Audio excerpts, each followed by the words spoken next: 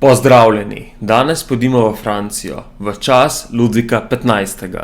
V Franciji kralji že mnoga desetletja vladajo bogato in absolutno. Toda zaradi njihovega neprestanega zapravljanja denarja se je državna blagajna znašla v ogromni krizi. Gospodarska politika pa je bila neuspešna. Sedaj se bo kdo od vas vprašal, pa kako je lahko dvor toliko zapravljal? No, to se zgodi, če gradiš ogromne palače in si 7 let v vojni z Anglijo, kjer gladko izgubiš. S tem pa je Francija tudi dobila večje dolgove in kaj naredijo dobri kralji in plemstvo, kmetom in meščanom še bolj povečajo davke. Kot že vemo, politika v srednjem veku je ljudi delila na 3 stanove, na duhovščino, plemstvo in tretji stan, ki je predstavljal kmete in meščane. S tem, da so bili višji sloji plemiči in duhovniki oproščenih davkov, medtem ko je tretji stan moral plačevati vse davke in vso gospodarstvo je bilo odvisno od njih. Zaradi takih razmer so bile zahteve po reformah predvsem v politiki in gospodarstvu ogromne. Svobodomiselni filozofi so velikokrat opozarjali na preveliko politično vlogo cerkve in plemstva.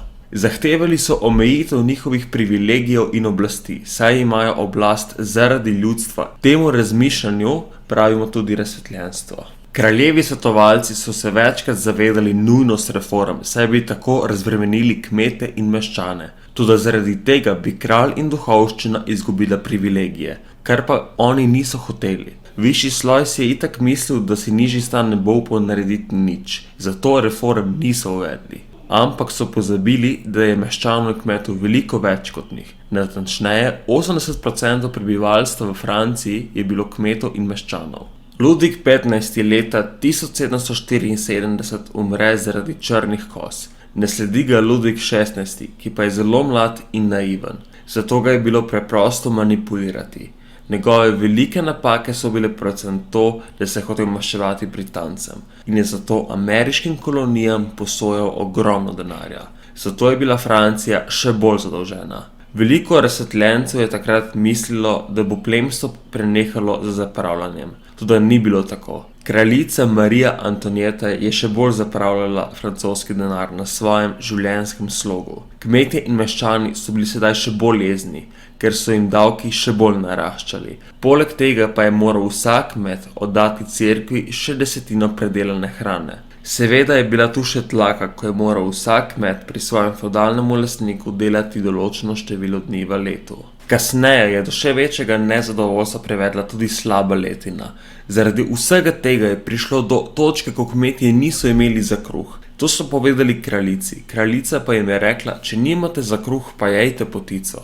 In tako je leta 1789 prišlo do revolucije. Ljudje so divjali po ulicah in kradli hrano za preživetje. Kralj je prav zaradi tega sklical stanove, da bi se miroljubno dogovorili. Kralj stanov namreč ni sklical že od leta 1614. Pripadniki tretjega sloja so zahtevali enake pravice, kot jih imata druga 2 stanova, in da imajo plemiči in duhovniki enake dolžnosti pri plačevanju davkov kot oni. Višjim slojem to ni bilo všeč, zato so predlagali z glasovanjem en stan, en glas, zaradi česar bi višji stanovi zmagali. Tudi ljudstvo je zahtevalo en glas na glavo. S tem je vsak človek imel pravico do odločanja. Ker bi s tem višji sloj izgubili ugodnosti, je kralj hotel skupščino razpustiti s pomočjo vojske. Toda mu ni uspelo. 10 dni kasneje je potrdil skupščino in tako se je končal absolutizem in njegova politična moč. S tem je francoskim revolucionarjem pokazal, da imajo prav. S tem se je tudi začel napad na trdnavo Bastilijo,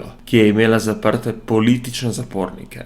4. avgusta 1789 so odpravili fevdalizem in vsi državljani Francije so dobili človekove in državljanske pravice. Francoska oblast je tudi uzakonila tudi več vej oblasti. Izvršilna oblast, kjer kralj izbere ministre, zakonodajno, ki jo voli narodna skupščina, in sodno oblast, ki mora biti prav tako izvoljena. Kasneje so se gospodarske razmere še bolj slabšale. Zaradi prevelikega tiskanja denarja je vse skupaj povzročilo ogromno inflacijo, kar so hoteli rešiti s nacionalizacijo cerkvenega premoženja. Vendar tudi to ni rešilo težav.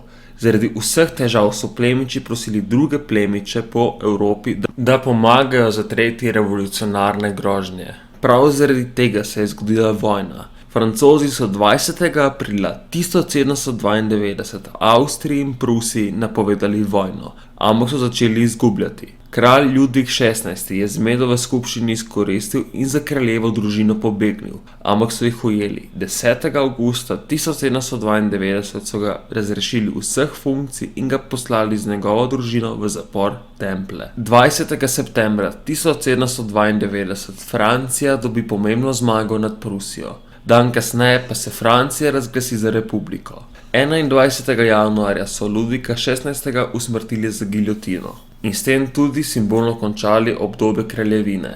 Kasneje, leta 1793, revolucija postaja vedno manj priljubljena, ko so stvari Francozom ušle iz rok. Na oblast so prišli Jakobinci, ki so se poimenovali po samostanu svetega Jakoba. Hoteli so utrditi revolucijo, tako da so v Parizu pobili 15.000 ljudi, okoli Pariza pa še dodatnih 50.000.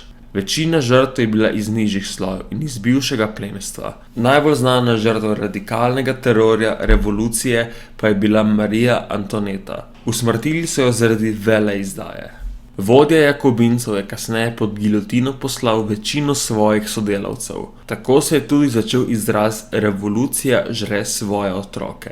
Vendar je bila zaradi terorja na koncu uspešna.